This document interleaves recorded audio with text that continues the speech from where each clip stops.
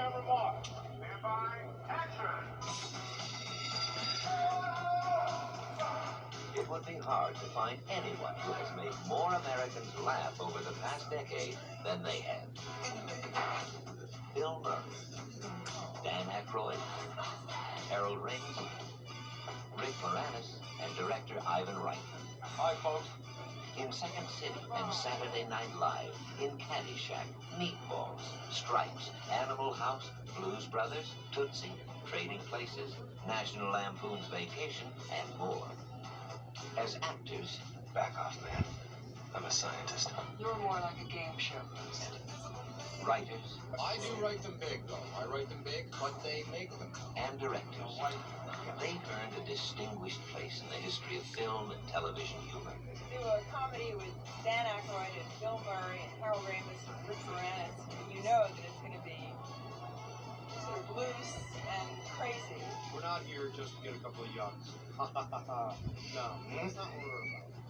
And we're not here just to stay off the streets. We're here to do something very, very important. Hey, anybody see a ghost? But now, for the first time ever, they're all working together on one major motion picture.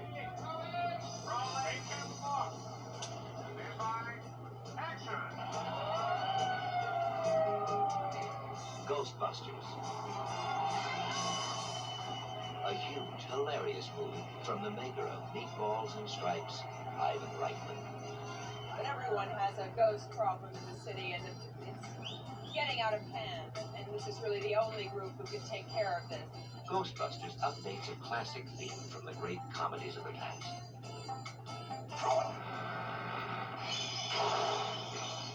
And combines it with some of the most spectacular special effects ever seen in a contemporary motion picture.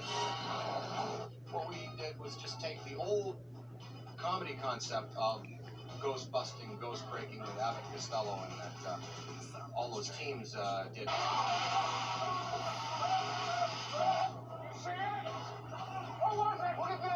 And we apply this new technology to it. Excuse me. Something very good, you know. The crew knows it's funny, and they're in so we clown around and everybody laughs, and it's infectious. I am the key master. There's something very strange about that man. Like Murray, Aykroyd, and Ramis, Rick Moranis got his start in comedy with the famed Second City troupe, which furnished much of the talent for both Saturday Night Live and SCTV. Are you the gatekeeper? Yeah, ghosts. They scare the pants off me. Polyester pants off. How you doing? What are you doing? Moranis brings a light touch to the role of Lewis, the swinging accountant. That's great. I'll tell everybody you're coming. We're going to play Twister. We're going to do some break dancing. Hey. Are you the gatekeeper? He also shares a unique comedic style with his Ghostbusters co-stars. You better bring him inside. Harold Ramis, co-writer of Animal House, Meatballs, and Stripes, and director of Caddyshack and National Lampoon's Vacation. Do you have any hobbies? I collect spores, molds, and fungus. Bill Murray, The city is headed for a disaster of biblical proportion. what do you mean, biblical? What he means is Old Testament, Mr. Mayor. Real wrath of God type stuff. Exactly. Human sacrifice, dogs and cats living together, mass hysteria. Bill was like a brother and a partner to me. In fact, to work with him, it's like greased lightning. It's like jumping in the backseat of a Daimler and going for a ride. Dan Aykroyd, Sir, what you had there was what we refer to as a focused, non-terminal repeating phantasm, or a class 5 full roaming vapor. Real nasty one, too. He's got a lot of problems. Look at the hair. He's a mess. it takes something extraordinary to shock a woman who survived the terrors of alien. And your girlfriend lives in the corner penthouse of Spook Central. Sigourney Weaver plays Dana. That's a different look for you, isn't it? Are you the key master? There's no ego on the show, you know. It's very giving. It's just been wonderful. Overseeing a production with the scale and scope of Ghostbusters is an enormous task. You have to go with the flow.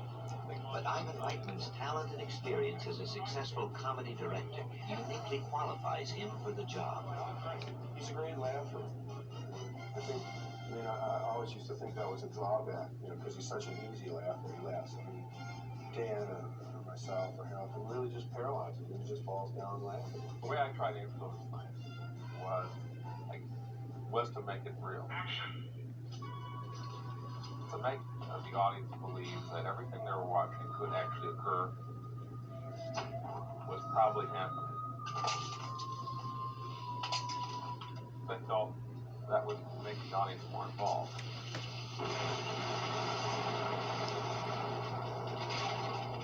Although Ghostbusters is a comedy, it is also an enormous production with some of the largest and most technically elaborate sets ever constructed in Hollywood. It's a very big crew. We provided a lot of work for the special effects guys, and I hope they'll come up with something for me in the future.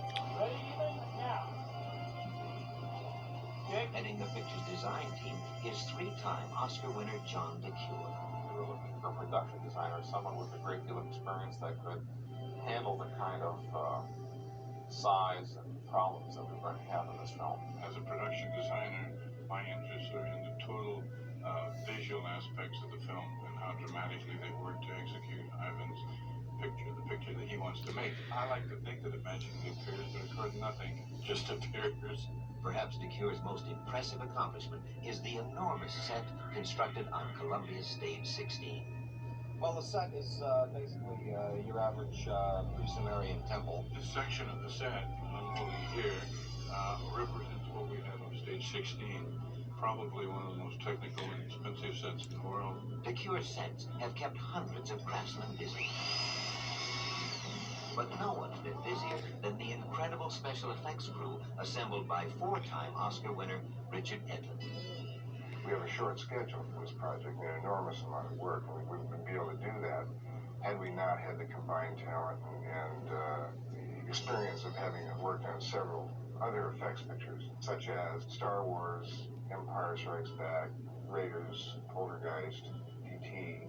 We've been really lucky to I think, assemble one of the best effects crew ever assembled.